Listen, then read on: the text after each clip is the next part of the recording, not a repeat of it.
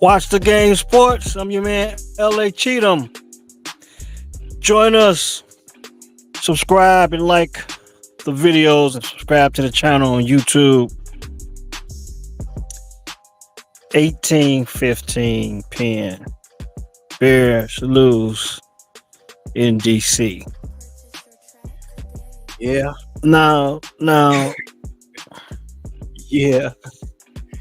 like I told you, I'm not ready to pass judgment, but I'm getting real close. So I'm not. I'm We gonna got have one a more lot game. more to. I'm gonna have a lot more to say about this game. Yeah, I'm gonna have a lot more to say about this game than probably usual. But I'm gonna let you go ahead and rip it off because this is your time. I know you probably been holding it in, You and know I'm gonna what? let you rip it off. Nah, man. What up, good people? I don't even know.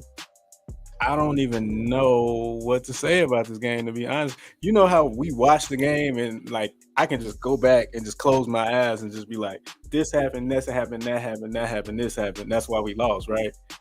That game yesterday, I felt like I was standing up the whole fourth quarter trying to pull us through that one. So I really probably need to go back and look at the tape so I can really just give a better assessment of the mistakes that happened and the bad coaching decisions that was made. But oh, dude, after we lost that game, I sat in my car for an hour in complete silence. I text, shout out to Cutter Pac Man, Sean and Dev, because we was all on the text message. Cutter had him a drink. He had him some Douce. Dev had him a drink and a black and mild.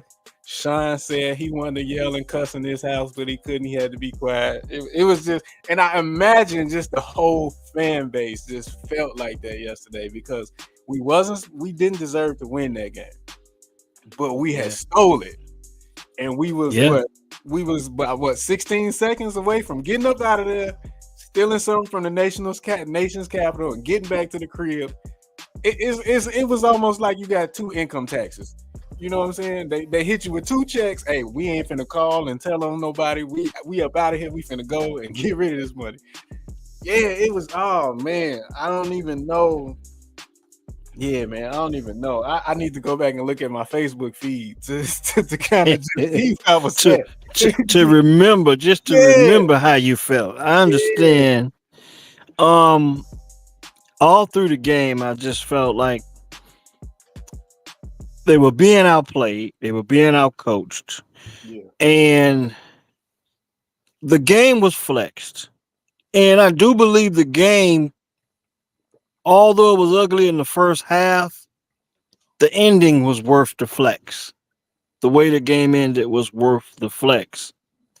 The build up was Jaden Daniels, Caleb Williams, Jaden Daniels, the number one and number two picks in the 2024 NFL draft. Both Heisman Trophy winners, the last two Heisman Trophy winners. That was the build up. Two pretty good teams matching up. Two teams putting themselves in the position to make a playoff push. And I don't believe it's totally over for the Bears yet, but it's not looking good considering that they haven't played any division games, and it just looks like Detroit is just, man, they revving up, they steamrolling. You know what I mean? Um, but I just felt like they were being outplayed and being outcoached. And at halftime, the game was 9-0, and that was a lucky 9-0 Yeah. because the Commanders had one touchdown dropped in the end zone. I think Zach Ertz didn't complete the catch on a touchdown. Stevenson Knocked it out. Stevenson played him well and got the ball dislodged out of his hands, and his name would come up later on in the same scenario, but he wasn't so lucky at the end. And then there was a screen play to the running back. He ran it up the left sideline, got in the end zone, but the Commanders had a penalty that called that touchdown back.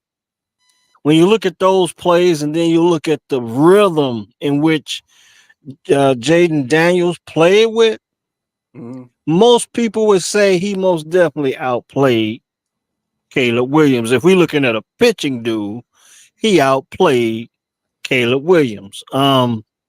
His stat line was 21 of 38 for 326 yards. But the biggest thing was the one touchdown that he was able to Hail Mary into the end zone. And we all knew about his deep ball. We've been hearing about his deep ball all throughout the draft process. And We it's saw it. amazing how, Scoring. yeah, it's amazing how that's what really won the game. And I got to be honest with you, I didn't watch a lot of Jaden Daniels and LSU because they weren't ever really in the national title hunt. Right. And even when it was going on, I thought that they were kind of like stat padding, but that team was really good. Malik Neighbors and Jaden Daniels were two of the standout guys on that team. I didn't watch a lot of him, but I've all went through the draft process. You heard so much about that deep ball, so when you went to the highlights, you couldn't help but to see it. He reminded me a lot of Randall Cunningham. I think I told you that once before because his slender build, his ability to throw the football and run with the football. But I think it's safe to say, as of yesterday, he outplayed Caleb Williams. I gave you the numbers. How do you feel about Caleb Williams? Because I just felt like the Bears had beat three bad teams. They had 4 wins, but they had beat three bad teams. And when the Bears went into the bye week, the Rams, I believe the Rams, the Titans, the Panthers, and the Jaguars at that time only had one win apiece between them all. And that will make the strength of schedule, if you want to use that analogy for the Bears, not look too strong when you beat all the teams many say you should have beat. The Rams are banged up, and they were just more talented than the Titans, the Panthers, and the Jaguars, in my opinion, especially at the skill positions. I mean, it evened out with the Jaguars at the quarterback position when you consider Trevor Lawrence and Caleb Williams. But Caleb Williams coming off a big game in London, and I just felt like I just need to see them beat a good team for me to be a believer because I felt as if when you see them against a good team, it was going to come down to coaching, and that's exactly what it came down to coaching again. Yeah. Just like in Indianapolis game, it came down to coaching. And so now the coaches got 2 losses on the ledger for this season. Now you know I've been consistent with 9-8, 9-8. You're gonna get some of these where they run off 2 or 3 in a row, then they lose 2 in a row. Cause I mean they're gonna be right on the cusp. Um the question about Caleb, I thought Caleb yesterday was probably a little too amped up. And we talked about this last show. We said, the Bears had a bye week, but whichever coaching staff goes into that game and just allows their player to, pretty much do what they've been doing, rely on your weapons that you got. You don't have to be the reason to win this game. Just play how you've been playing. That's who's going to end up winning the game. And I think in the first quarter, especially, I think that kind of got to Caleb a little bit. They went away from what we saw them doing the previous 2 games to start the game, which was very heavy on the run, play action, getting Swift involved early. We didn't see a lot of that. I think the first series was 3 straight passes, and Caleb airmailed them probably because he was so juiced up. Like his high school was there for the game. Mm-hmm. He's from the area. He grew up 10 miles from the stadium or something like that. Mm-hmm. So he was too Mm-hmm. amped up, and it looked like a lot of the first half he was just really trying to just rein it in, and he couldn't. But in the second half, I think that thing flipped because when it was time to make some plays, Caleb made some plays. He had a couple key scrambles to get them into third and short, or third and manageable. Again, play calling had had them behind the sticks a lot of the time in the game, crucial times of the game. That one sidearm throw that he had down in, I think it was in the red zone, that's something you can't teach. I said, okay, that's what we got him right there. Because you can't draw that up. Players make plays. Mm-hmm. He went above the Mm-hmm. X's on that play. But I do think that Caleb,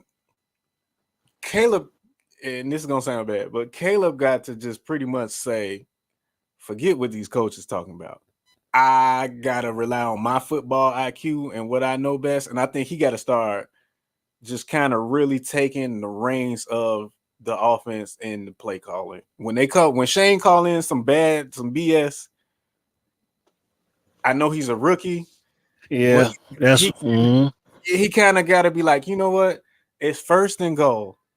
And like I said, Waddle Sylvie brought this to my attention. It's first and goal. We're gonna bring our Kramer, who's subbed in the game to play guard now because Tevin Jenkins is going down. Mm-hmm. We're gonna put him in the backfield and run a fullback dive to him. Mm-hmm. No, we ain't doing that. Yeah. We going to Roshan because it's too close in the game. We done scratched and fought and clawed tooth and nail to be where we at right now. I'm not doing that. And that fade that they had him throw to DJ Moore, you wasted a play. You just totally wasted a play. I know what that was about, but Caleb didn't even give him a chance to catch that ball because Caleb didn't want to throw no interception. You know, it's interesting that you bring those two plays up because, and you talk about the rookie quarterback having the autonomy to make a decision in them situations. Many people feel a little different, including myself, and this is why we question our game though. But keep going. Yeah, we this. saw This is why we question whether or not Matt Eberflus is the guy to lead this team to the next level because you got a clutch play and you're running a fullback dive to your offensive lineman. Mind you, they just released Curry Blasingame, the fullback that made the team this season. Yep. Also released, just for the sake of mentioning, Velus Jones. Okay.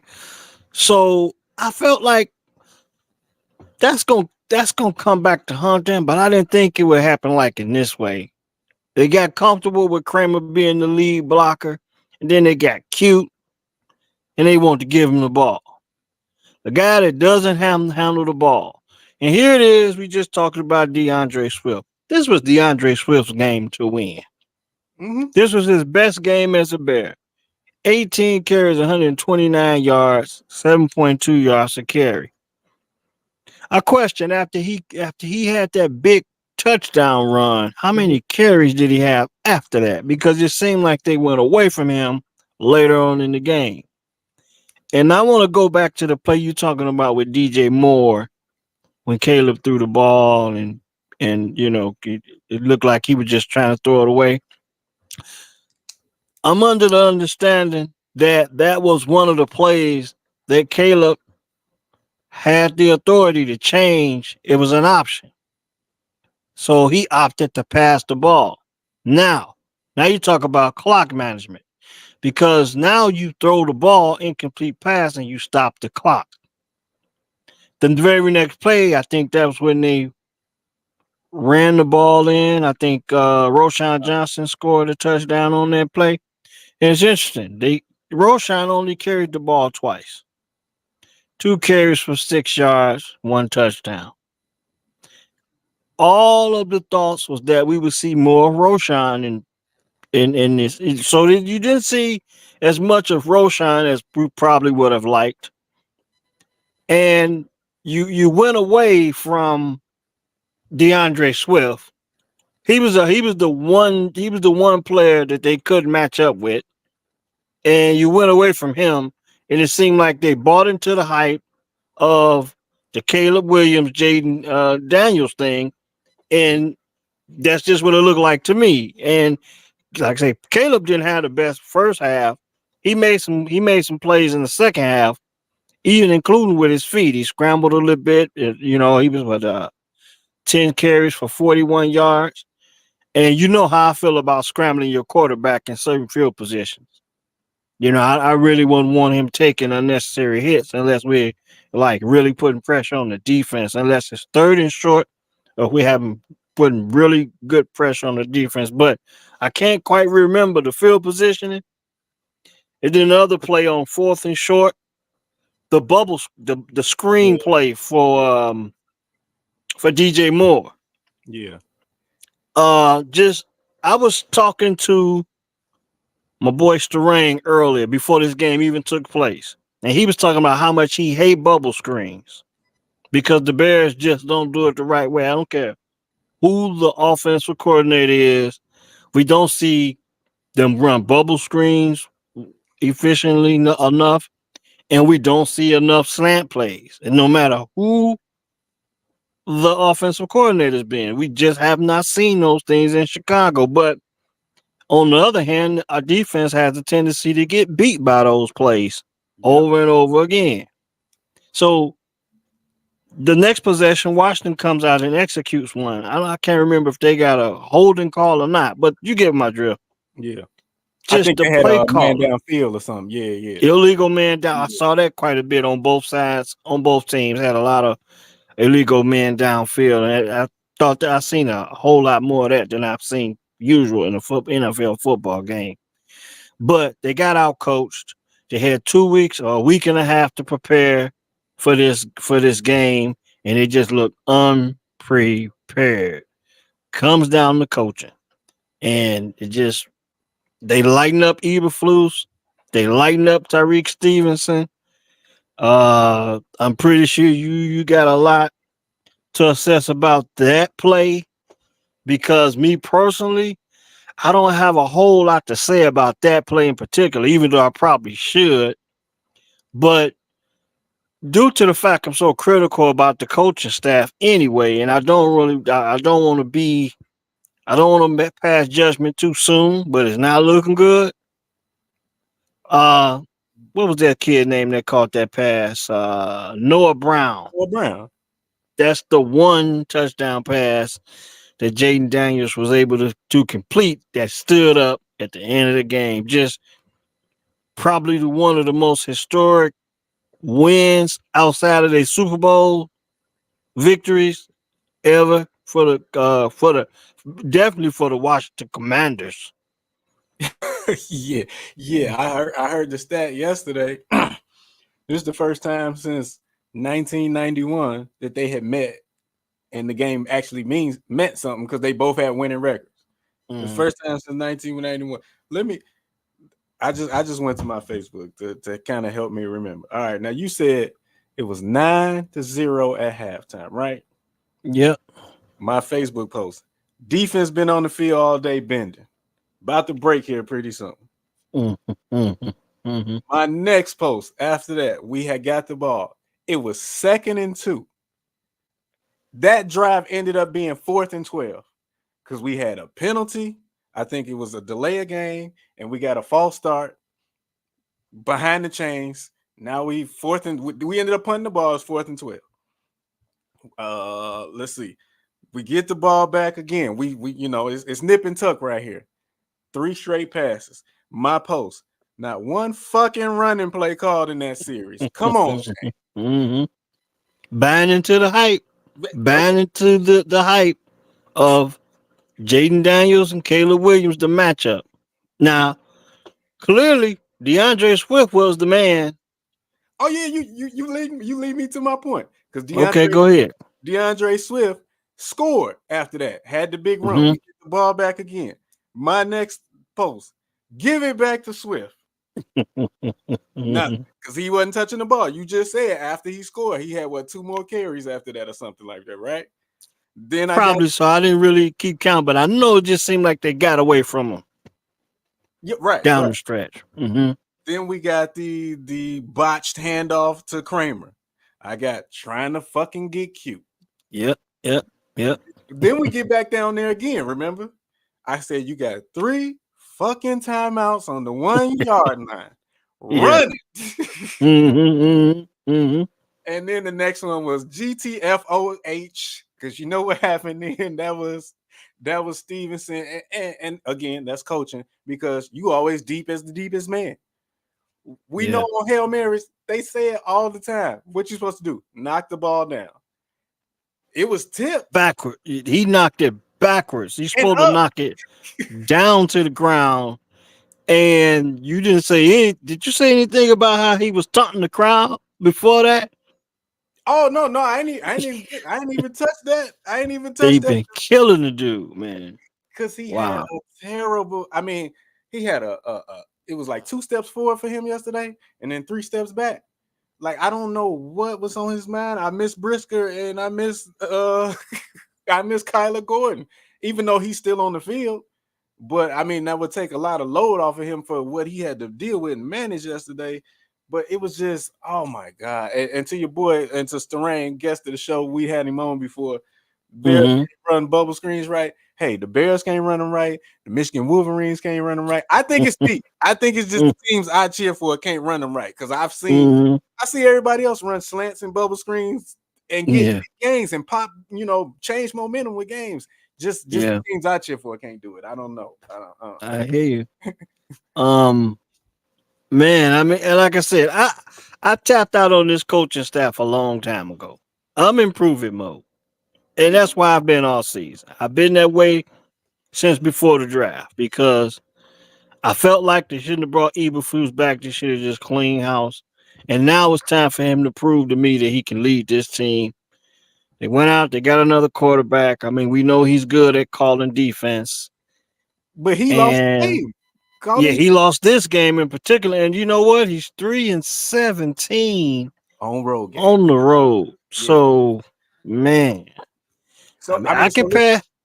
Yeah. Go ahead. Let's just keep it fair. Let's keep it. If we're gonna evaluate players that there's no longer in the system no more by the same criteria, because I remember they was toting Justin Fields' winning record, his win-loss record, when he was involved in the tank year.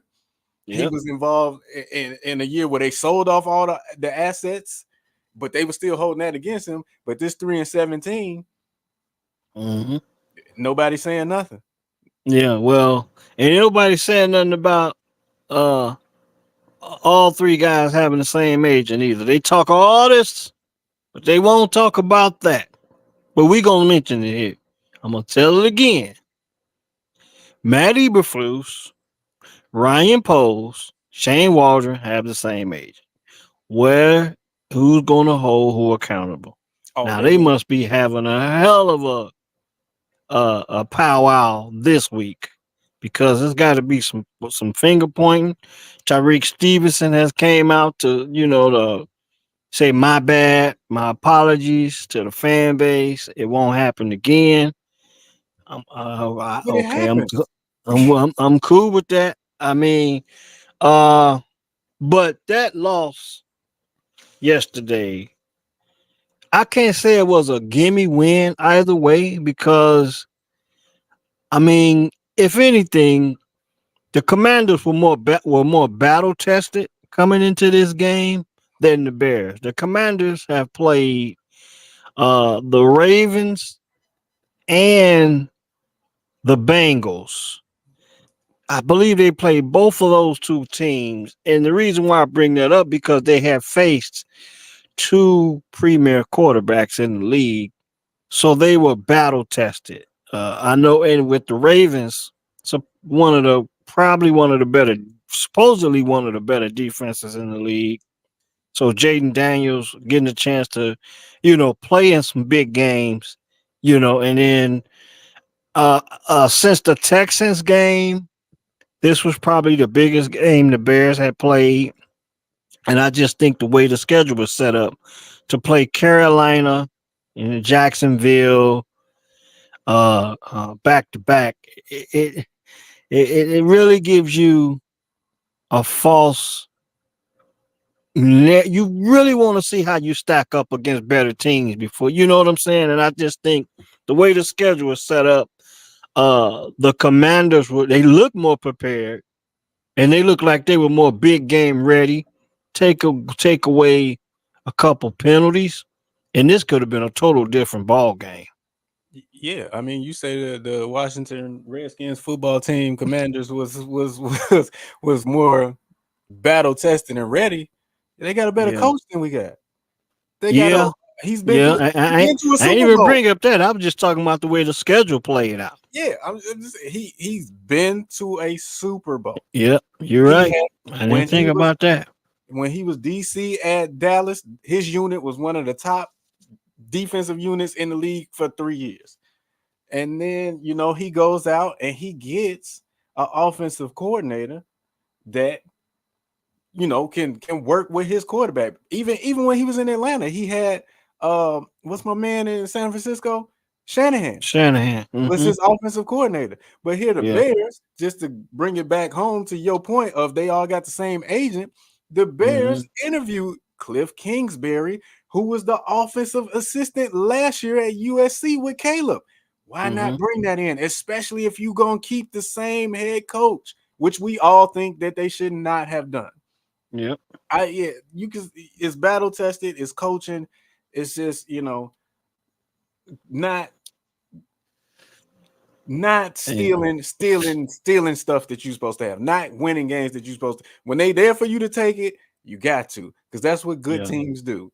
And I don't know if the Bears are good or just middle of the road. Are they trending in the right direction? All I know is 9-8. That's what I know. Well, and the question is now, okay, we can move around the league a little bit because the next they got another 3 o'clock start, 4 o'clock Eastern, 3 o'clock Central, and they're going to Arizona to play the Cardinals. The Cardinals coming off a big comeback win against the Dolphins. Tua Tagovailoa came back and he got them going, but the Cardinals came back and won that game. Now, looking at what I saw in Washington, that game, I can't say it's a gimme game. Just looking up the nature of the way the Cardinals came back and beat the Dolphins. And you best believe the Dolphins with Tua are much better offense. Oh, 1,000%. And it showed immediately in that game, I believe. But somewhere maybe the defense broke down or they figured some things out, but the Cardinals were able to come back and beat the Dolphins. I can't remember quite what the score was, but I know they beat them in comeback fashion. So you got the Cardinals coming up next week in Arizona. The next home game is the Patriots. They had a big win against the Jets. Don't remind me. Well, we going around the league, so that's I'm where it takes me. For Aaron and Devontae, and they blow my parlay every week. But yeah. well, I mean, you better look at that schedule because yes, it's only a matter of time before that locker room is lost. I believe that Devontae Adams and Aaron Rodgers are doing what they can to hold it together because they made this move, but what is that going to say about the rest of the locker room? They keep losing these games. I mean, it's going to be interesting. So you better be careful with your parlay picks when you talk about the Jets. I'm just being honest with you. But the Patriots beat the Jets, so you got one game at a time. But you got the Cardinals coming in. But my point is this: they're going to Arizona. My point is this: I thought that the playoffs, this Washington game was a nice game for the eye test. And I do believe it was a must-win game. But the way they lost and the way they looked against a good football team, I said that the playoff for the Bears really might start against the Packers week 11. But after I seen what I seen yesterday, Had I seen a better performance and they lost, I would have been okay. They look good, but they lost. But they look like they were executing. Say, had this game been like a 34-28 score, somewhat of a shootout. You know what I'm saying? But the offense didn't look good in the first half, and the defense is solid. I mean, don't get me wrong. Remember, they had a couple guys out. Yeah. Gordon and Brisker were out. Yep. So you Sweat got got to hurt. and okay, yours was Sweat guy because to my understanding, Sweat wasn't even on the field on the last play. Am I right? Yeah, he had a calf injury. Okay, so but with that being said, the defense played well enough until the end and gave up a 2% chance. They say the Hail Mary is a 2% chance of working. They gave up them 2% and they lost the game. And the air was just the, out of the Bear fans. Shout out to when my man Will Bates. Will, Will went down, man. I was Will about to say he went, didn't he? he went to the game and you know, shout out to Will, man. You know, I can imagine what it felt like coming up out of that stadium and then on the way home. And hopefully he's back home safe and sound. But he went to that game. And that's something we always talk about, especially because we usually go up to Ann Arbor every fall for a game. Do we Mm-hmm. want to see him win, or do we Oh want to see yeah. a game? And to lose like that, I didn't spend because he didn't came up from New He was Orleans. he in Louisiana, yeah. Yeah, so flew up there, and you talking about hotel accommodations and all that ticket pricing, and to see your team Yep. lose like that. Oh, I'm calling off For work for sure. all week. All week. Oh yeah, well, Will running his own show. He The runs score his can own. host. Oh yeah. He running the Masters Touch out there in Louisiana, down in the New Orleans region of Louisiana. But shout out to Will, man. He had to go down there, and I'm pretty sure up until then he had a great time. But that's a hell of a way to lose. But it puts so much more emphasis on the rest of the season for the Bears when you look at the rest of the schedule. So man, the next 2 weeks, matter of fact, I'm gonna be honest with you. There's no more gimmies on this schedule. No. There's no more gimmies on this schedule because of the Oh, coaching staff oh have yeah. not proven that they could, they can't beat a good team. And I'm not saying the Cardinals are world beaters. I'm definitely not saying the Patriots are, but they're competent. And based on the coaching of the Bears, they will probably have a shot at beating the Bears.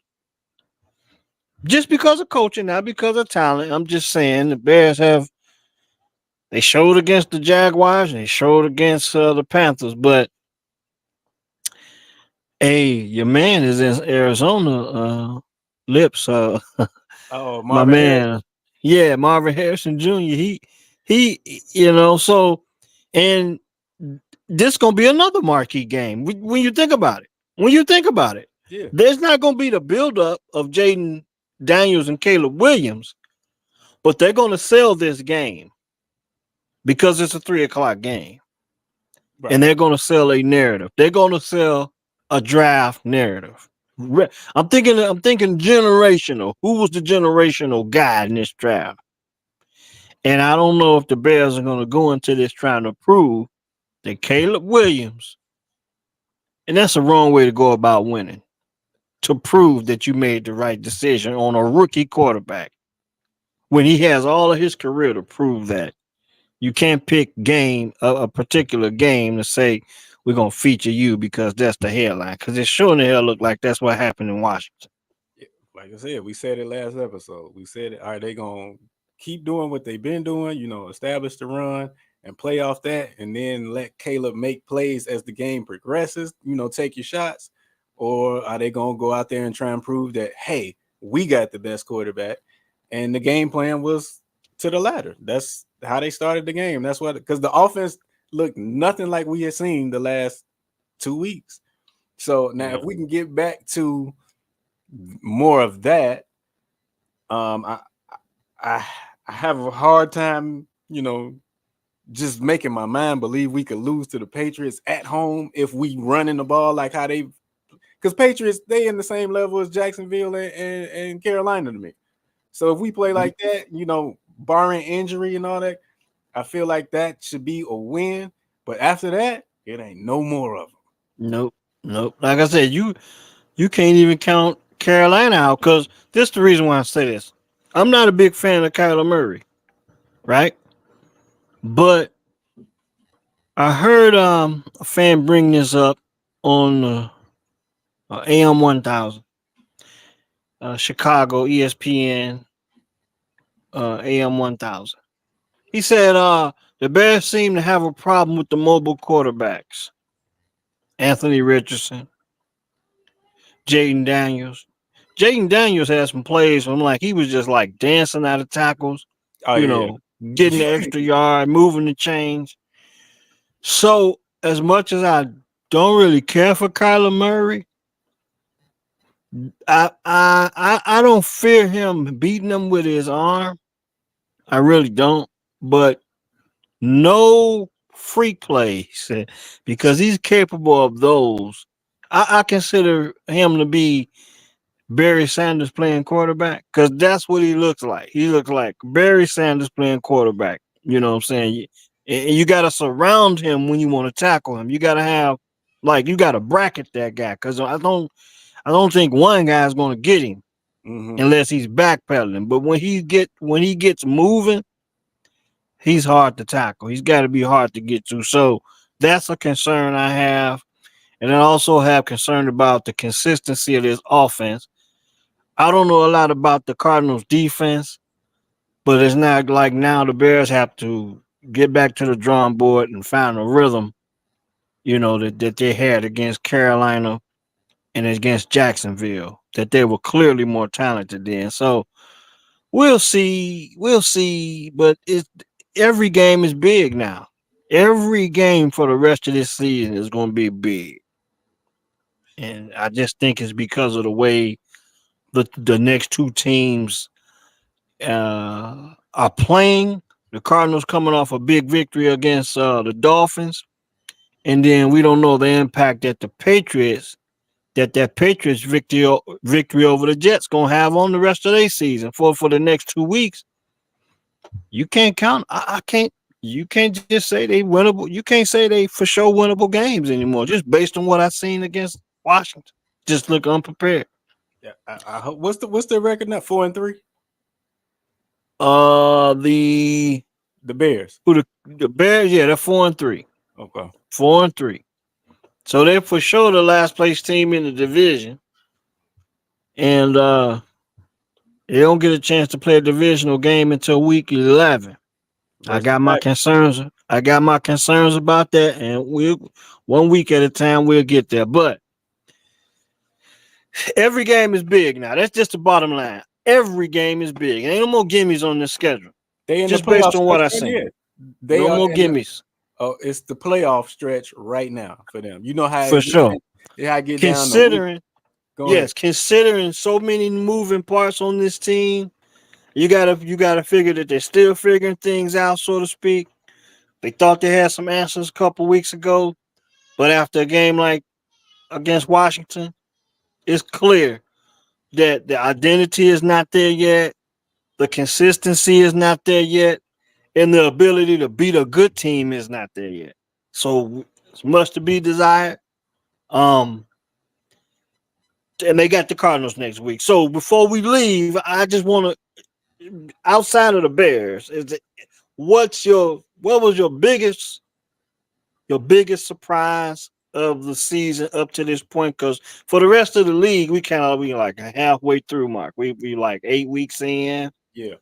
So big surprises, big disappointments, stuff like that when you look around the league. Surprises is how bad Deshaun Watson had played. I mean, it's just is going like this for him, and then for Jameis to get in there yesterday and look like he did. And I'm glad you brought up Jameis because I mean, it was like, I know y'all was y'all was playing roster politics because y'all gave him that guaranteed money. But you didn't. It's probably at this point you probably didn't blew your season because you probably could have made a quarterback change at least 2 weeks ago, and probably still gave your roster and your fan base a little bit more juice. So how bad Deshaun has looked has been a surprise to me. How good the Lions have looked has been a surprise to me. The Lions coming out here looking like the greatest show on turf. They look like they just out there just trying stuff, and it's just everything is just working. Whatever button is hitting. So for sure. Yeah, and then I mean, not so much now because I know they lost 2 in a row, but just the play of Sam Darnold. I knew he would be better after being with Shanahan and then getting with Kevin O'Connell, but I didn't see that. I didn't Minnesota see that. Vikings. Yeah, I had you the didn't see him. last in the division. Yeah, a lot of people did. A lot of people did. No one actually had Sam Darnold starting. We thought it was going to be AJ McCarron, and then you get Sam Darnold, and we got a resurgence to his career. And to be honest, it seems like they get off to fast starts in the first half, and then kind of like the second half not so good. And I think that's what happened against the Rams. But the Rams are getting healthy. Yep. They got Cooper Kupp back. A couple days before the Thursday night game, it was questions whether or not Cooper Kupp was on the trading block. And then after the game on Thursday night against Minnesota, they came out and said, "No, we're glad to have him. We're glad to have him back." So apparently he may not be on the block anymore. You know what I mean? Matthew Stafford get a couple. What's the other wide receiver's name? I have a problem pronouncing. Puka Nacua. Yeah, he was back. He's getting his weapons back, and they took care of business in Los Angeles. So one of the, I guess, considering that the Cowboys had a 12-win season last year, and they didn't do much in the off season as far as adding depth because they got some talent, but they didn't add a lot of depth. They went out and I think they re-signed CeeDee Lamb, extended gave him a new deal, gave Dak a new deal, put a lot of pressure on I shouldn't say pressure, but Dak is got to show that he can win in the playoffs, and now they're going to be struggling to even get to the playoffs at this point. They got dominated by the 49ers, another team that probably is a disappointment and a surprise, the 49ers. Yeah. I mean, both of those teams were straddling 500 before that game kicked off on Sunday Night Football. And then you got the Eagles, the coach going off on the fans, and Nick Sirianni. And that's the crazy thing about the NFL. They don't need the damn storylines. Everything is taken care of on the field, and then we get 5 to 6 days to talk about it. And don't get me wrong, because some things happen in press conference and Sirianni having his little episode with the fan base. But when it's all said and done, the Eagles are 5-2. Crazy, right? 37-17. A couple of weeks ago, we was thinking about maybe this guy getting fired, but he's 5-2. Right. You know what I mean? He just won a big road game yesterday versus 37-17. Jalen Hurts, 16 of 20, 236 yards, a touchdown. Saquon Barkley. Yeah. So you know what? That MVP thing, everybody like to make it a quarterback award. But this year, Saquon Barkley and Derrick Henry are making the case to be MVPs of the league. That's what I think. I think they gotta, if Derrick keep playing like this, because I mean, look at you gotta win though. Yeah. Look at your usual suspects. Patrick Mahomes not having a good year. We know the Tom Brady, he's not even in the league no more. He's calling the game, so we don't have to worry about that. No. Aaron Rodgers, he's not looking like how we thought he'd look. Sam Darnold kind of came out of nowhere, but they done lost 2 games, so that done kind of cooled off. Tyreek hasn't looked because Tua hasn't been there. So we haven't Mhm. really heard much about Tyreek. You could argue Jared Goff had kind of, Yeah, you could put Jared Goff name in there. Look at it. but Matter of fact, it's only a if few you're gonna go quarterbacks in the league. quarterbacks, I'm gonna have Yeah, to go with him. But man, I'm looking at what Derrick Henry has brought to the table for Baltimore, and what Saquon has brought to the table for the Eagles. In controversy, he's still shining. Now he had one game that he would like to take back. I think where he dropped a touchdown pass, but he's been consistently good. Thing about Saquon is staying healthy. He's been doing that. But I got to throw those two running backs in this MVP race. And they might just be able to get the running backs paid again. Who knows? Because just 2 years ago, they were talking about they didn't want to pay the running back. So maybe there's a slight resurgence of the running backs, and it for real. might be led by Saquon and Derrick Henry. And don't Saquon forget, Barkley and Derrick Henry. DeAndre Swift. DeAndre Swift got paid too, and he's living Yeah. up to his So contract. So far, yeah, when so they give him the opportunities, because he when got he, off to a slow start, and it seemed like against Washington, they got away from him. But his game against Washington was his best game as a Bear, that's and two in they a went row. and they didn't stick with him. But Yeah, that was his best game by far. But we and talk about Derrick Henry and Saquon, they've yeah, been doing it since week one. But I can appreciate what DeAndre Swift is doing if they and give him the opportunities and he continues to get better. and guess what? I mean, I know we about to wrap, but Jerry Jones, you had an opportunity to go get Derrick Henry. Derrick Henry wanted to come to Dallas. You had an opportunity. You didn't go get him. I'm sure you could have made some calls to Saquon. You didn't go get him. And now look at your team. The floor about to fall out. Mm-hmm. Yeah, I can. You You brought imagine back Derrick Henry would have been a nice fit in Texas from a marketing standpoint, just from a talent standpoint, and they missed on that one. But to see Derrick Henry in Baltimore with Lamar Jackson was also a nice fit because I felt like giving Lamar Jackson a legitimate threat at tailback, taking some pressure off him or running their football makes him dangerous. But the Ravens have a problem closing games out. And the crazy part about it is they got the game closer. They got Derrick Henry, but for some reason they've been having problems just closing games out. Jameis Winston, you brought his name up. He might be resurging his career. Good to see him getting it done, having an opportunity to get it done in Cleveland. He seems focused. Another former Heisman Heisman. Trophy Yeah. winner. He seems focused. I think that's probably one of the biggest statements that can be made in Cleveland is whether or not Jameis Winston can give them some stability at the quarterback position, or whether or not they're going to go ahead and just draft one in the draft. I mean, And they moved it'll off be Baker. They moved off Baker. And I get it yeah. at the I time. understood that though because I just think Baker's experiences helped his maturity. Because I think when he was in Cleveland, I'm not gonna say he was immature, but he had some. He most definitely had some bones about them going out and get Deshaun, and he was probably right about that. He had just went to the playoffs. Yeah, but a change of scenery. And he's been to a couple different places since he left Cleveland. I think he ended up in Carolina. He went to Los Angeles with the Rams, and now he's in Tampa.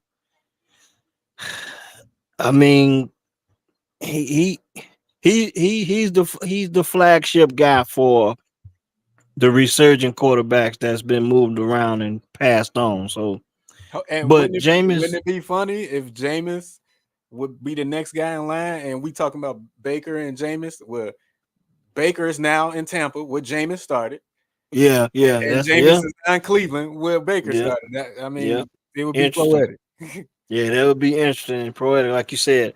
But just a lot going on in the league, and the reason why I bring that up is because we're gonna close, and I'm gonna ask you this: Are you excited, or have you took any time to watch any NBA basketball? I watched opening night. I watched the Lakers. Who they play? And They Anthony played Edwards Minnesota. and Timberwolves. That was That yeah, the that's Walt Disney production that I did not watch. that is the only game I have watched so far. I mean, partly because you know how I feel about Miami. I'm out again. I opted out from being a Heat fan again this year. Mhm. I think I might be honorary Laker fan just because LeBron is in year 22, 21 now. And just Yeah, to see how it goes, you know, I could care less about, you know, the father son. It was a cool for story. sure. That's the Disney Yeah, World NBA entertainment thing I keep bringing up now. I yeah. mean, it's gotten really WWE ish. And that's why I appreciate the NFL because they don't need the storylines. All the storylines are created on the field for us to talk about. Right, You right. know, Yeah, it's no they gonna hype up and amp up games, but the play on the field dictates what we talk about after the fact. And I just wish the NBA would get back to just playing basketball. This whole thing with Bronny James, I think after Christmas it's gonna settle down because I just think that up until Christmas, we're gonna see this big build up, and then we're gonna see Bronny and LeBron play against the Warriors on Christmas Day. So mark that down on the calendar, Christmas Day. that's when I'll That start that's gonna that's maybe. gonna be another fairy tale Disney World type, day. And after that, I think we'll have the NBA. Maybe they'll get to playing basketball. But I just like I say, that's the thing about the NFL. They don't need all the storylines. Ain't nobody pushing this guy, pushing that guy. Now, you earn your key, and the same thing goes for the NBA. You know what I'm saying? But I'm not in. I'm not in on the whole thing with the because everybody can see. We see what's going on with the Bronny James experience, And regardless of how you feel about it. yeah, It looks manufactured. It looks Hollywood. we But know I cannot go without saying this. In the Lakers getting off to a 3-0 start, and Anthony Davis has been the go-to guy and he's been getting it done. They winning through Anthony Davis, and he's showing now. The thing with Anthony is, can he stay healthy? You know what I'm saying? And can JJ Redick get the most out of the bench and the rotational guys? Because it's phenomenal what LeBron's doing in year 22 at age 39 or 40. it'd be But at 40. the end of the day, it's gonna come down to the seventh, eighth, and ninth man playing roles. And it's early in the season, 3-0 start for the Lakers. They've all been home games, and they've been shooting a ton of free throws. If you pay attention to it, go to the box score when the Lakers play and look at the free throw discrepancy between the Lakers and the other team. It seems like that's where they win in basketball games. And Yeah, I college mean basketball, college that's what I'm basketball waiting is for. heating up too. It's a Yeah, lot of it's a lot of traditional exhibition games going on this year. I'm like, damn, why they playing all these exhibition games? That's not normal, but it's good to see. Um, the transfer portal has moved guys around. You know what I'm saying? And all I hope is for college basketball is that the NIL and transfer portal can keep guys around to the point where we will get to know guys, but it's gonna be hard to figure out who's playing where if you get my drift. yeah, I, yeah, I think you will get guys to stick around in college longer, but they'll be moving around kind of like professionals. That I don't like so much. So I'm hoping that the NIL deals can get the college game back to where we can get familiar with the college athletes and give them more time to develop before they jump into the NBA and make the NBA product better down the road because they're better prepared, they're better coached, and they're better professionals in the end. That's what I hope for the NBA. Well, yeah, college basketball kind of been what I've been turning to the last, 2 winners. Because I mean, it's more the game that we kind of recognize and grew up playing. We talked about NBA basketball at nauseam. Yeah, man. I mean, I got the Yankees in the World Series. I got just total and complete botchery going on in Ann Arbor with my football team. So I got a lot going on.